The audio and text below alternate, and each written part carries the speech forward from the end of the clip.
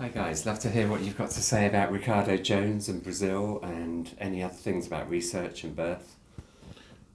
Well, I'd like to start out. I'm shocked that Ricardo was in jail for 10 years for doing a home birth.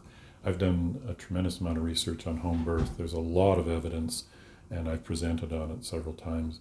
It simply is not. It's simply not something that someone should go to jail for. A capable practitioner doing home births should not be going to jail. There are 3 meta-analyses, which are the highest level of research, that all, when taken into consideration, suggest that home birth with planned practitioners are no more risky than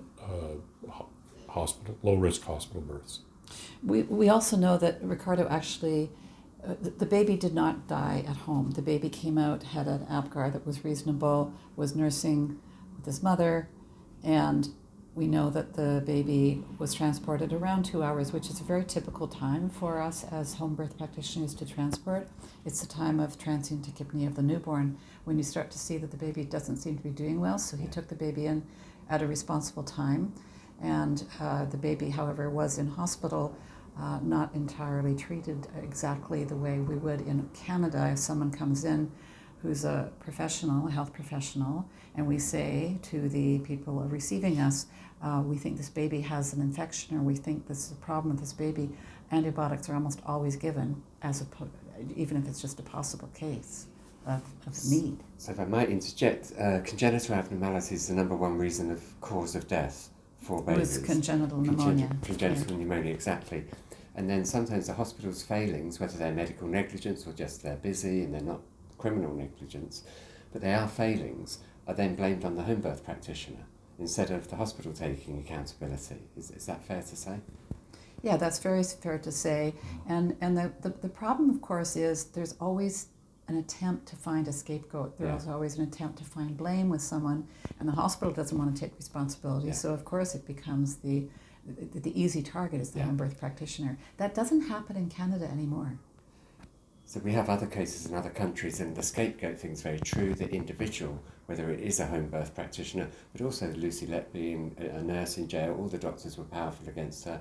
But I get your point about transfer in. Often they're hostile even to the transfer in, instead of looking clinically what needs to be done and doing it. Yes, and the hostility, we used to say that all the time when we were conducting the Midwives Alliance North America database. We actually had included in the actual data form we were using with the midwives, we wrote down, how were you received when you arrived at the hospital? Were you received in a hostile way, or were you received in an amicable way? What is your relationship with the hospital? And that changed so much when we became legal as midwives in Canada. It just changed the whole atmosphere. So you shone a light on that. Thank you for that great work that you did. Well, the other thing about Canada is when our obstetricians, when the Society of Obstetricians and Gynecologists Society of Obstetricians and Gynecologists of Canada, for whom I worked 2004 to 2005, realized that midwives were going to be legislated in our country, they made a decision that they would have to look at the literature and basically condone home birth. Because if you've got a profession that is doing it, you realize, and especially if you've got a profession that's required by its college to do home birth, as well as hospital birth, then another profession cannot pretend that that's not a safe process because our Ministry of Health had accepted it. It's incongruous that the European Court of Human Rights ruling the right to private and family life includes choosing how and where to birth for the case about Hungary, and yet there are countries having virtually no home birth, and then others where it's completely normal. Well, right within the United States of America, it's a felony in one state, and in the other state, next state over, it's legal. So that's how it is. Thank you very much.